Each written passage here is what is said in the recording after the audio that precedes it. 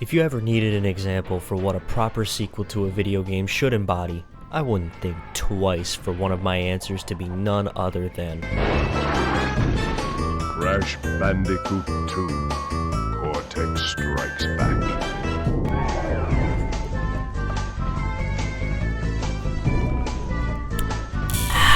How's it going, brothers and sisters? I'm right back at you with a forehead the size of the Krusty Krab. I will destroy the Krusty Krab. Today I'm finally continuing the retrospective that I'm doing on Crash Bandicoot. Now if you didn't peep the last video, I talked about Crash 1. Go ahead and peep it if you love rushed piles of shit. Today of course we continue Naughty Dog's epic journey to crafting arguably the PlayStation's most iconic character, Nathan Drake. The year is 1997, and following the major success of the first Crash Bandicoot game throughout plenty of countries, within only a year's time of hard work and dedication, and some pretty bad advertising. Ooh, wow, that was intense! Woo! I just flew in from the New Ruins level, and boy, are my arms tired! Thank you very much, my bad. Crash Bandicoot 2 was released to the public on October 31st. You know, when it came to this game, we didn't exactly get it around the time that it was poppin'. After all, it came in the year that I was born. My memory on when we got this game is a bit fuzzy, but I do recall a bit of when we got it. It was around the year 2002 or something like that. You know, the times of when Blockbuster was still alive. I don't remember from where or what store my mother got it from, but I do remember my mom handing me this game and me being the most excited little butt. I saw this crazy little boy giving me the sharpest grin through this box art, and I was just the most excited little pissant. But how this game hold up? Well, we're gonna find out if it's some spine-tingly stimulation or just literal doo-doo water. Literal doo-doo water? So we start off exactly where we left off in Crash 1. Cortex falls to his death and apparently his balls drop in the middle of the fall because he has no business suddenly gaining a deeper voice otherwise.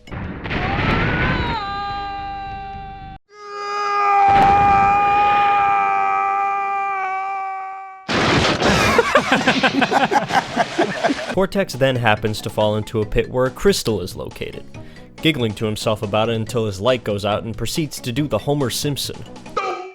He then finds the time and budget out of absolutely nowhere to build a spaceship to orbit around the Earth called the Cortex Vortex. I mean, I'm just confused. Did he have this as backup tucked away somewhere? He couldn't possibly have had any resources left to build this considering Crash lit his whole crib on fire. Regardless, his out-of-nowhere more Igor than Igor underling reports to Cortex telling us that this is a master crystal and they must retrieve the 25 slave crystals. But there's a catch. How do you expect to retrieve them when we don't have any Earthbound operatives left? You fool! Do you think I'm unaware of the situation? If we don't have any friends left on the surface, then we need to find an enemy. And this is where he comes into the mix. You may remember me from my last adventure where I just, I don't know, saved the world. You're welcome. And now I have to do it again. We then cut to Crash and Coco Bandicoot. Wait, Coco Bandicoot? Coco? Where's my voluptuous Bandicoot babe? Yeah, in case you haven't heard it before from thousands of other YouTubers, after Crash 1, Tawna Bandicoot was let go from the Crash franchise until the inevitable remake. And you know, I can't quite put my finger on why. I mean, maybe it has something to do with, I don't know, that? I don't know, just a tiny guess. Anywho, enough of that. Coco's laptop dies because the battery decides to shit itself for no reason, and she decides to wake up her older brother. Come on, my mans was getting in his beauty sleep, and you really gotta do him like that? Crash, my battery is fried. Make yourself useful, big brother, and bring an extra battery for me.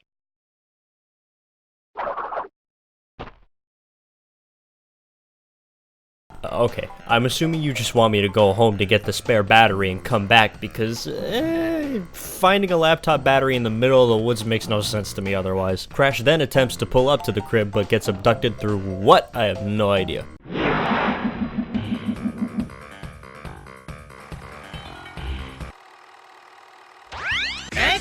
Cortex is trying to convince Crash that he is completely turned over a new leaf and that something other than him threatens to destroy and that we should lend him a helping hand by grabbing the 25 slave crystals for him, even though he probably could have carried out this plan in secrecy by grabbing the crystals himself without Crash knowing a damn thing. I mean, it might have taken up a little bit more time, but I'm just saying. So from this point forward, you play as Crash to collect the crystals for Cortex, not out of the goodness of our hearts, but because I don't think Crash would know how to get the hell out of here in the first place. I mean, look at this boy. You really think he's sharp and cunning enough to break out of this prison? Now at this point, you pretty much get into the gameplay, and normally in the PS1 era, you kinda leave it at that story-wise until some ending cutscene pops up or something like that. But surprisingly, this game continues building the story as you play. This is always something I personally appreciated about this game. As you go along through a few stages collecting crystals, Cortex pops up again and again, giving you more intel like what bosses you'll come up against next. Still giving off good guy vibes, like he's warning us that these bosses are acting out on their own, trying to stop us, as if he has zero involvement. But every now and then the transmissions will get interrupted by Coco, who I guess found the backup battery on her own, and she tries to warn us that Trusting Cortex seems a little unwise. yeah, good point. Or shockingly, Embryo, who's not only still alive but also no longer in Hulk form, he informs us that Cortex is tricking us, and as long as we're helping him, he'll try to stop us. Unless we collect all the gems, which is another collectible in this game that you can get through breaking all of the crates within a stage like the last game, except in some cases with the colored gems where you achieve them through doing some sneaky stupid stuff. But I'm getting ahead of myself. Collecting the gems for Embryo will power a device that will, spoiler alert I guess, destroy the Cortex Vortex and everyone in it. We are ready, Crash. Would you like to do the honors?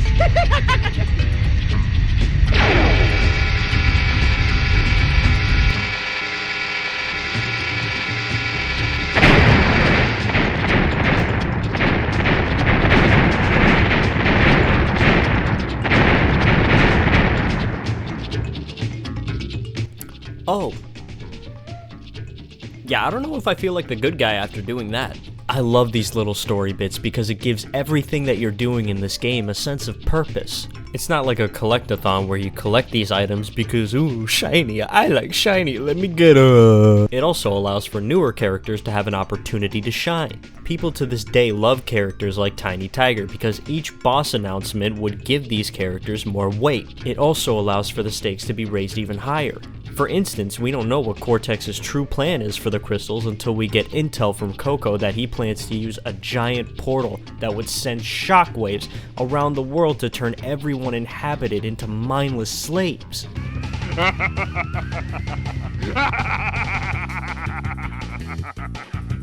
Good lord, I don't even know if I should try calling him Eggman anymore. I mean, it was a funny joke before, but I don't think I've actually seen Eggman do something that evil. So we either stop the Doctor by beating him to the portal, which just ends up being the most underwhelming and most dookie final boss I've ever fought in a platformer, or keep it 100 by collecting the gems and just... Yup, the main pro tag, everyone. I intentionally killed a man. Alright, I feel like I've rambled on about the story of this game long enough. It still wasn't all that much. I mean, it's nothing compared to an Uncharted or The Last of Us narratively, but it certainly slays expectations compared to the first game where it was just nothing but a Frankenstein's monster type of story. Now we're getting into the meat and potatoes, ladies and... Ladies, time for the gameplay. This is my PlayStation controller, right? Let's get it. Now to every Crash fan, this part gets pretty predictable. Or so you think! You see, I bet you think that throughout this entire segment, I'm just going to go on and gush over every aspect of the gameplay here and how it is this holy grail of sweet platforming action. And that instead of pissing on it out of anger... This game sucks. Do not play it. Just destroy it. Instead, I would nut all over it. And you're absolutely correct. You see, I still love Crash 1 to this day. Its music, its aesthetic, its character designs and expression through excellent animations, the personality this game gives off, combining all that together makes the first game positively Incredible! And I can say with confidence that all those elements that made Crash 1 great are still very present in this installment. Crash 2 reeks of memorabilia. But I'm getting a little ahead of myself here. Let's narrow it down to how the game plays. Now with Crash 2, It's bigger, deeper, even wider! Alright, my guy, I don't know who told you you're reviewing this game, but I'm shutting you down hella quick. I am not an animal. I am Crash Bandicoot. The fuck? What are you suddenly getting so defensive for? Nobody's calling you an animal. Hey, do you smell something?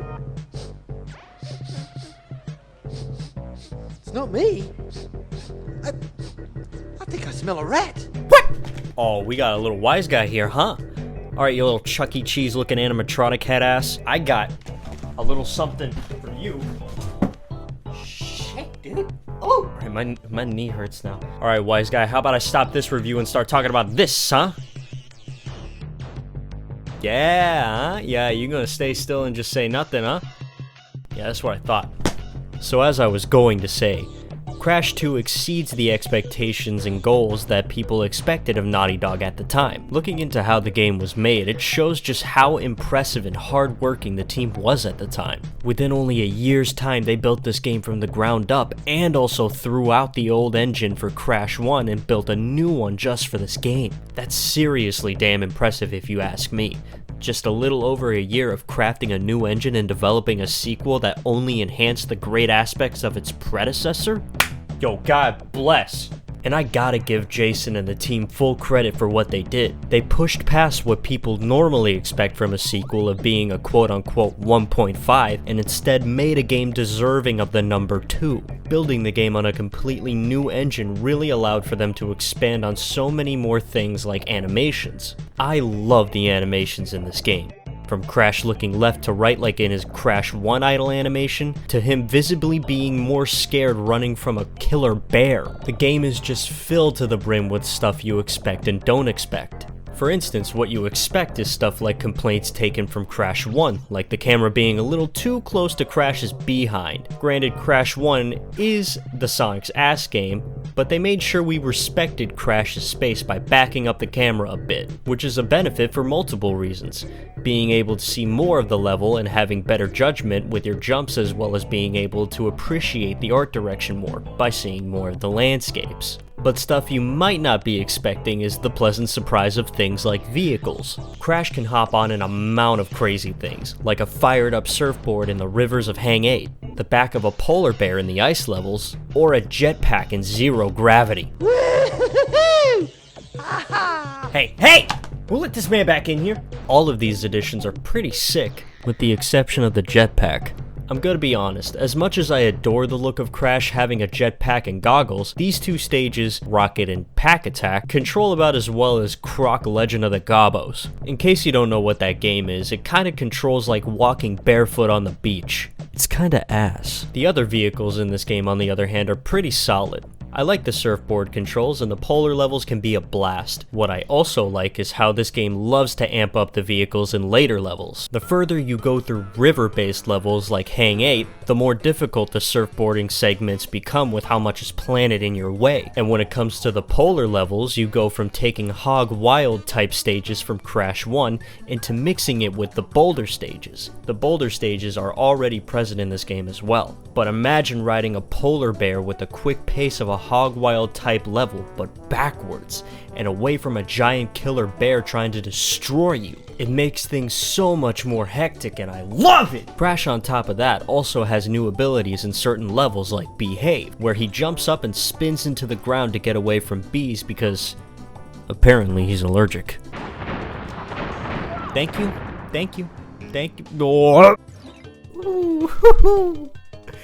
Ooh, Crash, you look like you're ready for an Airhead commercial right about now, my guy. While things like this don't really count as vehicles, it's still pretty neat to have features like this. But Crash isn't just limited by these certain level abilities. Overall, he's upped his ability of getting around. Crash feels better to control in this game over Crash 1 for sure. He not only doesn't feel like he has lead in his ass anymore, but also contains a number of new things in his arsenal. In Crash 1, you probably felt very limited only having the jump and spin buttons to utilize. But in Crash 2, you not only have all the bells and whistles carrying on from Crash 1, but as well as the very useful abilities you get out of the circle button. You see this thing right here?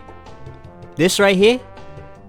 This is your new favorite button. With the circle button, you can crouch whenever you're just standing idly, or slide whenever you're running. The slide mechanic can help you with a lot in this game. Jumping after you slide is a big help to get you across places expecting a big leap like in some bonus areas. Spinning after sliding is pretty much the speedrun strats. It's a pretty nifty way to get around quick. In Crash 1, you had to deal with level design about as tight as Crash's metabolism. But in Crash 2, all of these elements are complemented by the great level design here, and it helps this game to flow smooth as butter. Let me tell you, I love coming back to this game every single time. The game itself is about as fun and satisfying as it gets for such a linear 3D platformer. Levels are jam-packed with cool areas to run through, new enemies to accommodate them like seals for ice levels, and these things. You'll be collecting crystals for the most part for the story purposes I mentioned earlier in this video. But there's also the existence of the gems too, and this time around they're not total hell to collect! The objective for the standard silver gems are simple. Collect every crate in each level. Not to say every single one of these levels is as simple as that, but it sure beats having to do that and at the same time not dying like in Crash 1. Yeah, this game actually cuts you a break. If you died trying to get bullshit placed crates, no sweat. As long as you got all the crates in the first place, then you've earned the gem. And to me, that's the way it should have been in Crash 1. So I'm glad they went in that direction in Crash 2. Because that also means you don't have to depend on collecting the gems as a method of saving the game, as you actually have a section of the warp room dedicated to saving whenever you want. Thank the Lordy Lord in the skies. The colored gems are a different story as well. Each colored gems have their own little special way of being collected. I personally have a lot of fun with these. For example, you break all the crates in Turtlewoods to get the silver gem, but how am I supposed to get the blue gem? Well, just go through the level again and don't touch a single crate at all. I mean, how am I really supposed to figure that out on my own? I mean, without looking it up on YouTube or something, it would just be by complete happenstance. And then there's something like the red gem. Wait, how the fuck? Turns out you're supposed to acquire this through a later level. But fair is square is stupid, so I don't care. I am the real Crash God. I did it. It was me! I could see some people complaining about the way these gems were changed in this game, but in my honest opinion, I like the slight change of the silver gems, and the kind of cool mystery behind the colored gems. But not as cool as the bonus levels. The bonus levels have a huge facelift in this big boy squeakquel. Bonus levels are kept with the theme of whatever level they're part of rather than being the same setting high in the sky. Because of this, it allows for some of the bonus levels to have more natural looking obstacles as opposed to just having an arrangement of crate placements. Oh, and bonus tracks? Fire!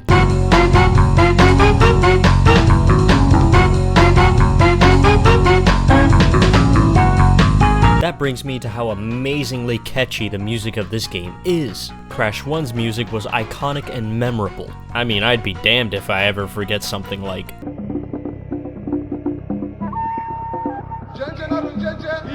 But this time around, you got music that fits every area and helps give more life to these locations that Crash explores. I mean, naturally, I would never like anything having to do with sewers, but for the love of God, Crash 2 somehow changed that for me.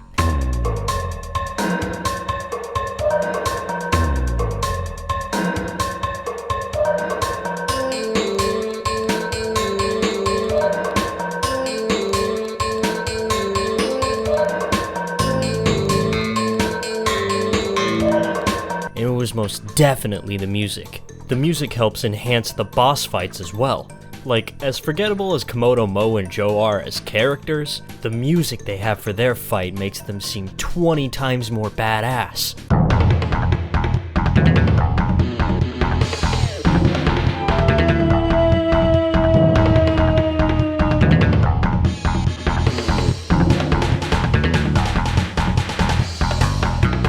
Or introducing a character like Tiny Tiger, who would go on to be one of the most popular characters in the franchise. And the music for the death routes makes the music so much faster, like it's sending an immediate adrenaline rush to your... Wait, we didn't even talk about the death routes. The death routes are a new feature that are a result of being pro-epic gamer and not dying up until a specific point to reach the platform that guides you to said death route. And there's a reason they were given the name Death Route. because they're pretty killer.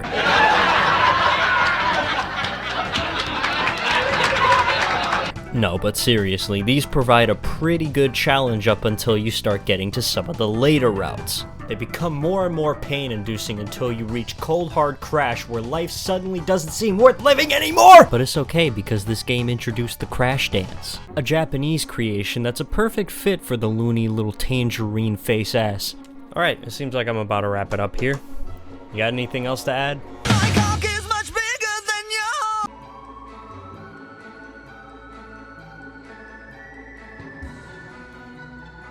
Aight, so I'm gonna keep it 100 with you, Chief. I not only think Crash Bandicoot 2 holds up, but I think it should be seen as an example of making a sequel that goes beyond the expected. Crash 2 is my personal favorite throughout the entire Crash franchise, but that doesn't necessarily mean it all goes downhill from here. Crash still has a lot more to offer in terms of good times. I'm back in full effect, baby, and you'll be seeing me pretty soon when we cover what used to be my favorite of the entire franchise. Crash Bandicoot Warped. Thanks for watching this video all the way through. I really appreciate your time. And until the next one, peace, love, and take care.